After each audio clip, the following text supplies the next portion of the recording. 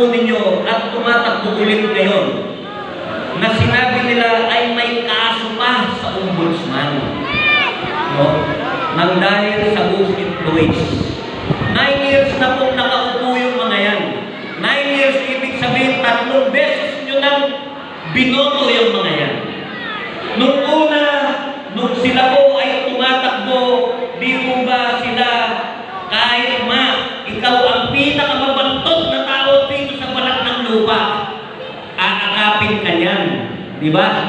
Hahalikan ka niyan, pangangakuan ka niyan, di ba? Makikikamag-anak sa iyo yan, sasabihin niya, yung lola ng lola ng lola mo, pinsan ng lola ng lola ng lola mo, sabihin niya, siguro magpinsan tayo. Di mo ba? Kung nakikikamag-anak po yung mga yan sa inyo at nangako na tutulungan kayo, bakit binigyan tayo ng pabigat na environmental fee? Bakit po pinabayaan ang basura sa atin? Bakit pinabayaan ang ONA? Bakit po pinakukuha ang lupa't bahay natin sa Marbot at Alunas? Kung nakikikamag-anak yun. No? Kaya sana mag-isip na po tayo. Ang sabi po kasi nila, si General Albayalde ay stricto. Dapat daw po ang nanunungkulan ay mabait. Ano po bang gusto nyo?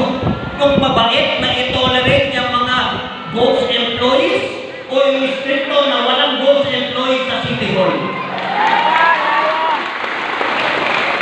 Disiplina ang kailangan po natin. Ang dami nyo.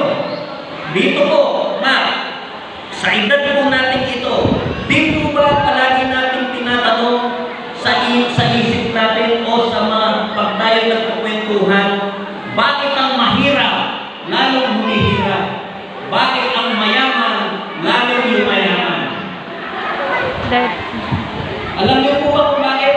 Dahil po sa umiiral na sinasabi nilang political dynasty.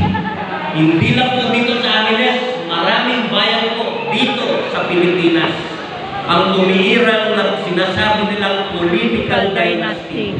Tandaan ninyo, the only way to stay in power sa isang political dynasty para manatili ka doon sa taas, kailangan yung lahat ng nasa ilalim mo, lahat yan ay nagugutom. Lahat yan ay umaasa sa ayuda.